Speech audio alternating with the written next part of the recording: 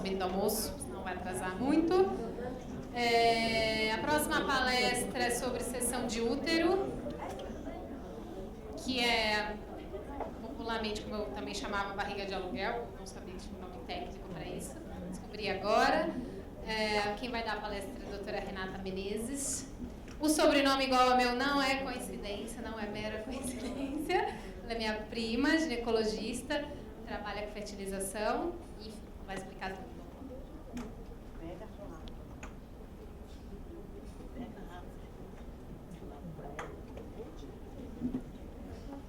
Obrigada, Paulinha. Boa tarde a todos. Tive o prazer de conversar com alguns de vocês agora no almoço. E venho aqui nesse momento, Paulinha, dizer que eu sinto muito orgulho de você e perceber como a experiência da sua mãe teve um efeito tão impactante na vida de tantas outras pessoas, como você foi um veículo transformador e impactante na vida dessas pessoas também. Tiro meu chapéu a você. Muito orgulho de você, Paulinha. E o meu grande desafio é tentar trazer leveza para um tema que é ainda tão pouco difundido, tão pouco aceito, que é a seção temporária de útero. Eu prefiro chamar de barriga solidária. E a minha primeira foto,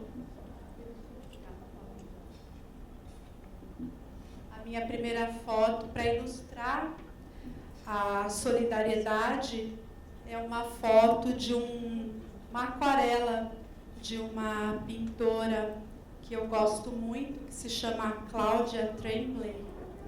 E tem, se vocês jogarem na internet, vários quadros onde ela consegue, de uma maneira sui generis, expressar a solidariedade, principalmente entre as mulheres.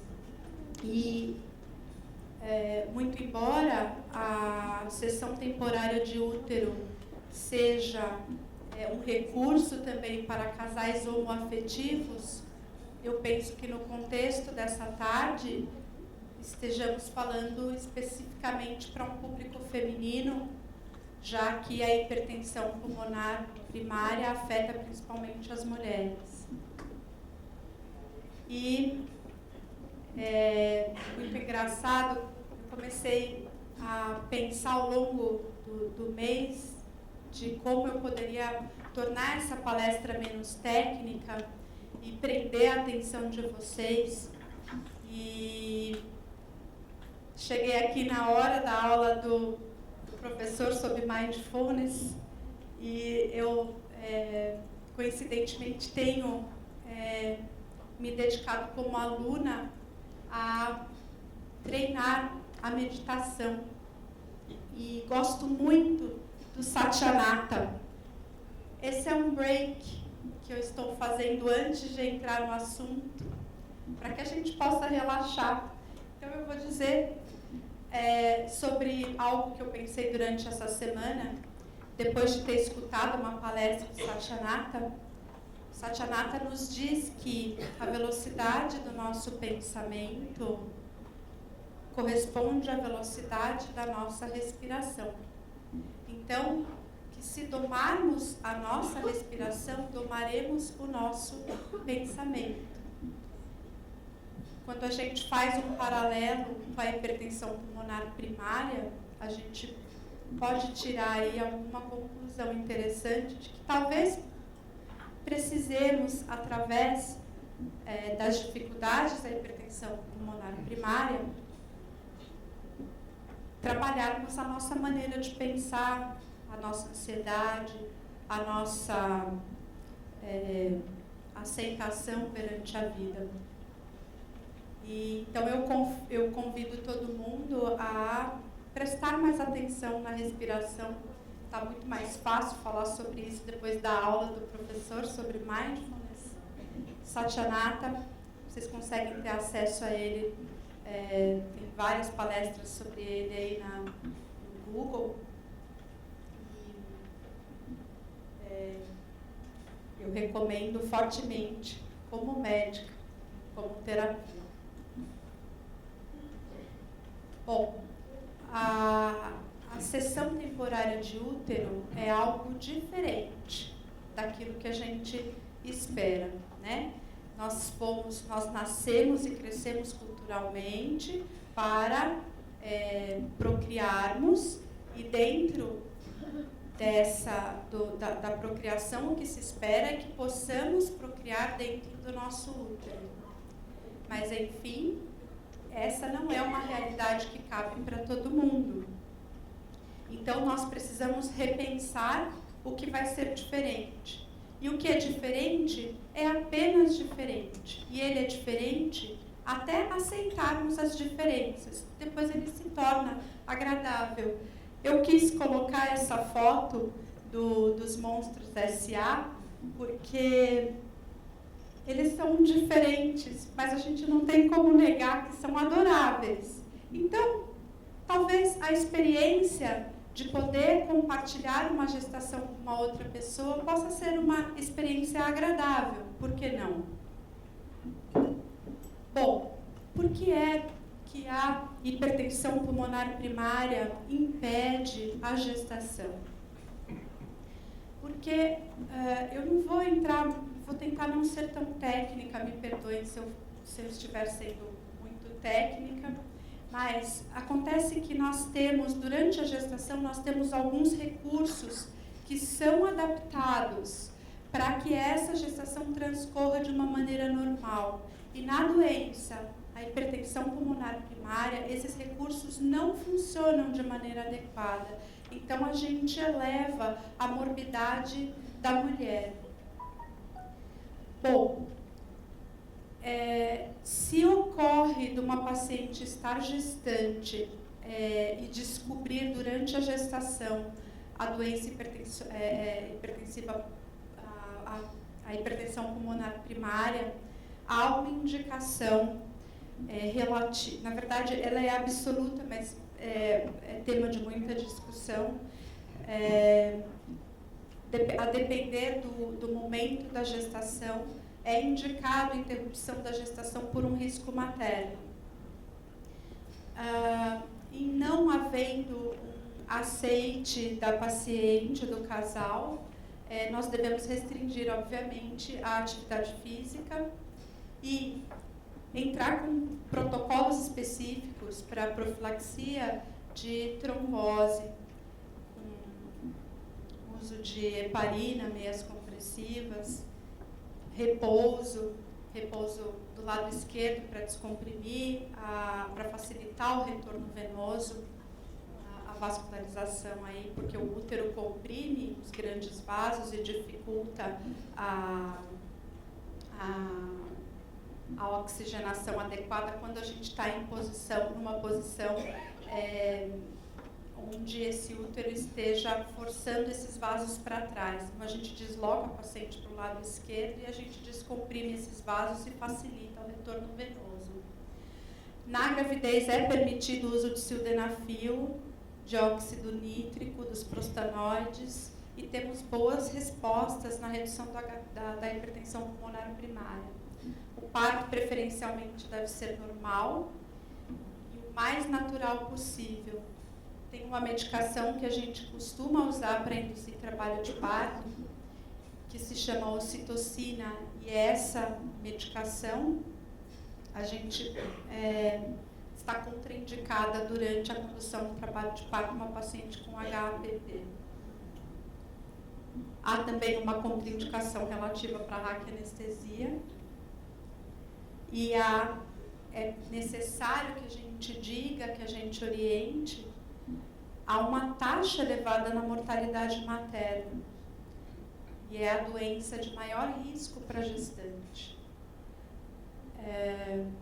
Também por conta da falta de adaptação aos mecanismos circulatórios, há uma perda fetal em torno de 40%. Há também um aumento na taxa de prematuridade, crescimento e restrição de crescimento intrauterino. Então, os pacientes que têm hipertensão pulmonar primária têm indicada a laqueadura tubária, é uma das únicas doenças em que a gente concorda que a ligadura tubária, ou seja, a esterilização definitiva, seja benéfica para o paciente. Há uma contraindicação para o uso de contraceptivos hormonais orais que contenham estrogênio, porque os estrogênios elevam a probabilidade de trombose e esses pacientes têm um risco mais elevado para trombose. Vamos falar um pouco sobre a criança e o seu desenvolvimento. O que eu queria propor para vocês nesse momento é uma reflexão sobre alguns mitos que a gente tem em nossas mentes e que nós nós que trabalhamos com reprodução humana devemos desmistificar. A maternidade, ela não é ligada ao útero. Esse é um conceito antigo e ultrapassado. A maternidade, ela vem, segundo o Winnicott, ela vem do contato do bebê com a mãe, que o cuida. E esse contato é que determina a forma como o bebê classificará o mundo em bom ou ruim. As bases para o equilíbrio psíquico estão no ambiente facilitador, que dá condições para que o bebê desenvolva suas capacidades inatas, através principalmente da atenção materna, que atende às necessidades do bebê e facilita a transição da dependência absoluta para a independência. O que eu quero com esse slide, ele não tem muito a ver com cessão temporária de útero, porque ele aborda a psicologia infantil, mas é dizer para vocês que a maternidade, ela definitivamente vem de um contato com o... Ela está falando comigo ali. E aí eu tenho uma... Ela vem de um contato do bebê com o meio familiar. Vamos fazer um adendo e pensar sobre a maternidade. Eu me identifico totalmente com essa figura. Adoro. A Dona Hermínia, acho ela fantástica. Muitas das ideias que a Dona Hermínia prega, eu prego também, mesmo sem querer, eu prego, não tem jeito. E quem está se preparando para ser mãe precisa estar ciente de que é um amor... eu penso que seja o amor de mãe que a gente experimenta como mãe, é o mais próximo do amor que a gente lê nas passagens bíblicas, quando Jesus fala sobre amar ao próximo como a si mesmo. E a Dona Hermínia, e de tanto amor, a gente faz muito atrapalhado. Então, é minha ídola, e acho que cada uma de nós tem um pouco de Dona Hermínia em si, nas suas relações com os filhos e com o marido e com a família como um todo. Vamos lá, entrando propriamente no título, cessão temporária de útero também é chamado de barriga de aluguel, muito embora esse nome seja incorreto aqui no Brasil, já vou explicar por quê. Também de barriga solidária, maternidade por substituição e útero subrogado. E nada mais é do que um acordo bilateral no qual a mãe substituta passa pelo processo de gestação e, quando o bebê nasce, entrega-o à solicitante. Não é esquisito esses nomes? Solicitante, entrega o bebê. Por isso é tão complicado falar de cessão temporária de útero, porque a impressão que a gente tem é que a gente está coisificando a maternidade, que é algo que não se coisifique nem se precifica. Mas, enfim, é uma maneira de interpretarmos e é uma maneira de nos comunicarmos. Infelizmente, a gente precisa da palavra escrita para tecer os protocolos. Então, eu peço desculpa quando a gente parece que está coisificando a maternidade. É só uma maneira de expressar, tá? Então, essa é uma técnica que viabiliza a maternidade a pessoas que não poderiam realizar esse sonho de outra maneira. E, por si só, então, ela deve ser muito bem aceita, muito bem conhecida. Acostume o seu olhar sobre a maternidade solidária. Mude o foco. Ela não é ruim. Ela pode ser um processo agradável. A jornada pode te trazer muitas coisas boas, como o processo da hipertensão para cada um de vocês também trouxe crescimentos na vida de cada um, tanto de vocês como das pessoas que convivem com vocês. Bom, nós temos uma determinação que nos ampara quando falamos sobre cessão temporária de útero, para casos em que haja algum desentendimento durante o processo da gestação. Então, em 2015, e depois houve uma revisão em 2017, o Conselho Federal de Medicina previu que as pessoas envolvidas na maternidade por substituição devessem pertencer à mesma família, com parentesco até 4º grau. Antigamente era até 3º grau e agora até 4º grau. E os demais casos submetidos à autorização prévia do Conselho Regional de Medicina. Então, se por acaso não houver ninguém que possa ceder a barriga e que seja parente de até 4º grau, essa paciente pode recorrer às técnicas à autorização do CRM e não é nada burocrático conseguir essa liberação. Tem um caráter absolutamente gratuito e é apenas permitido para mulheres que de fato não podem engravidar. Há necessidade de se fazer um contrato de gestação, confirmação do aceite das partes, determinação do médico que vai acompanhar o pré-natal, submissão da contratante e da contratada aos exames da clínica, a necessidade fundamental, essa necessidade do laudo de avaliação psicológica dos envolvidos, o compromisso da contratada em não manter relações sexuais com terceiros 2 semanas antes e 2 semanas depois do procedimento, para evitar confusão de parentalidade, compromisso de comunicação ampla e contínua durante todo o pré-natal até o nascimento entre a contratada e a contratante e os contratantes, compromisso de não praticar atividades nocivas à gestação e seguir rigorosamente as prescrições médicas, e o compromisso de não interromper a gestação, salvo por indicação médica. Não se atenham em decorar todo esse contrato de gestação, e sim no fato de que existem serviços especializados que podem conduzir vocês durante o processo da gestação subrogada. A criança, é uma lei, tá? Que a criança seja entregue até 5 dias após o seu nascimento. Os contratantes deverão aceitar a criança independente de haver correspondência com as suas expectativas.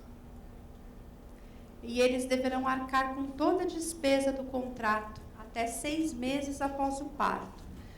Essas despesas não têm a ver com vínculo comercial, e sim com despesas de saúde, já que a cessão temporária de útero no Brasil não pode estar vinculada a nenhuma forma de remuneração. No útero de substituição, a maternidade e a paternidade jurídica devem ser estabelecidas antes da concepção e baseada na vontade do casal. afigurando-se o projeto parental mais importante que a forma de gestação.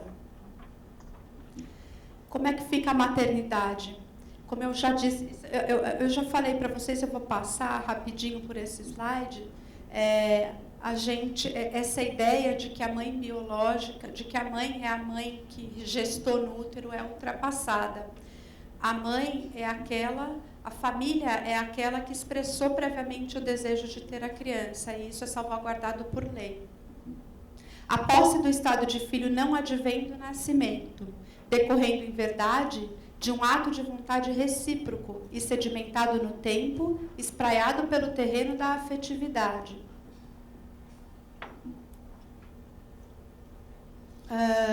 Nota-se, a respeito das decisões judiciais, que sempre prevalecerá o melhor interesse da criança.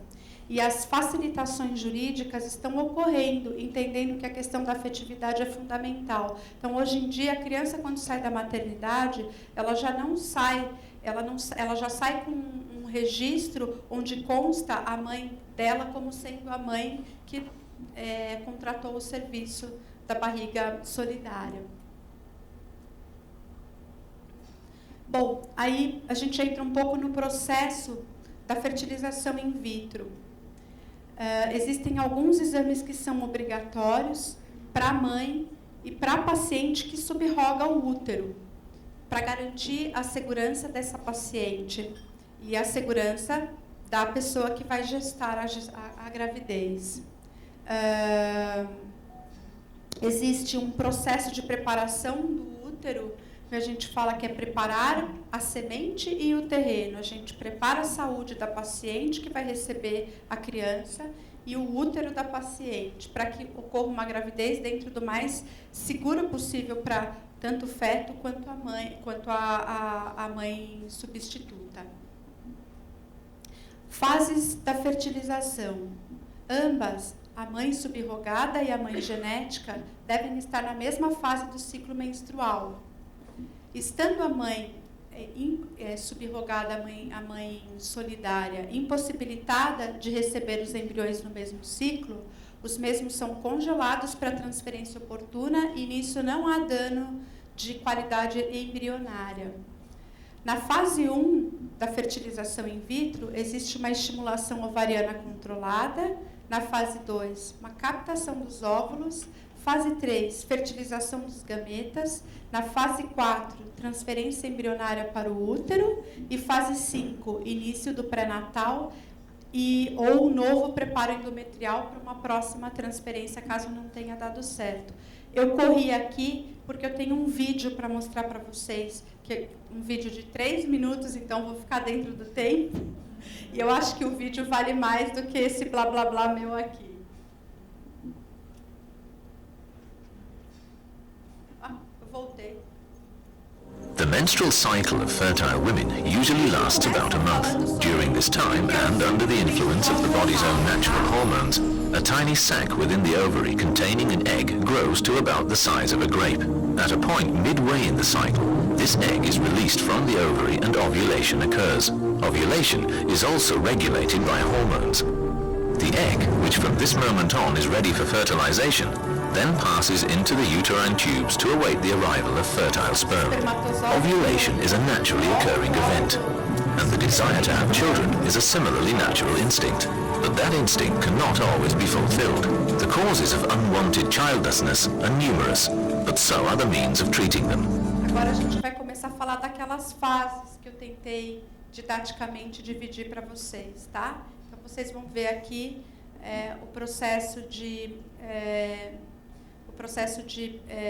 indução controlada dos óvulos, captação dos óvulos, transferência embrionária e, bom, enfim, vamos vendo lá.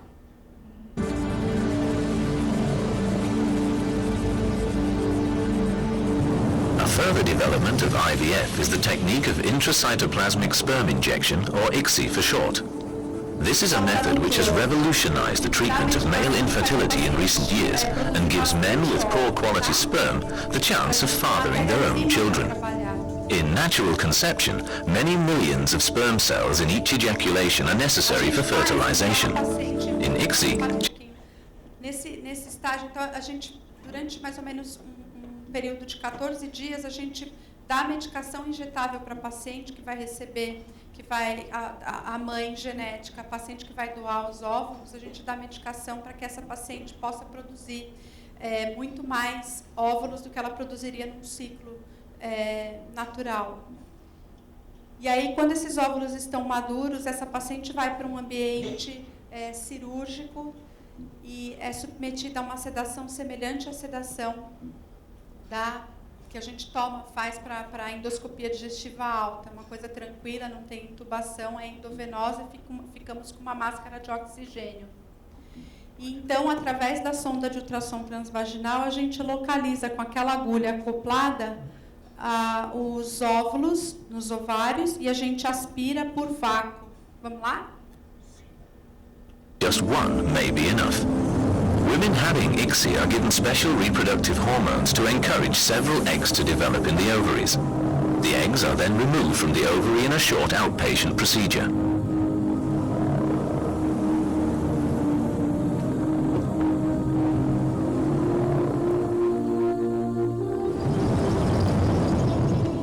Fertilization in ICSI is achieved by injecting an individual sperm cell into each of the collected eggs. For this purpose, each egg is placed under a very powerful microscope and a single sperm cell is injected directly into it by means of a very fine needle. Following injection, and after about 24 hours in the incubator, most of the eggs will show signs of fertilization, and the cells divide and multiply to form an embryo. After 2 or 3 days, a healthy embryo will comprise around 8 cells. It is then transferred to the uterus by means of a thin flexible needle, where it is left to implant and form a pregnancy.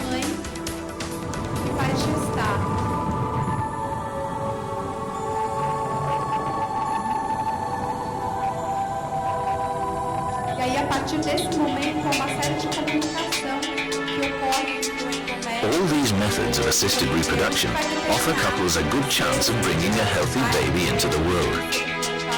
A consultation and thorough... Como vocês podem perceber, é um procedimento bastante delicado, por isso que ele tem um custo elevado, mas ele possibilita efetivamente a gestação para aqueles casais que não podem engravidar pelos meios que seriam os convencionalmente naturais.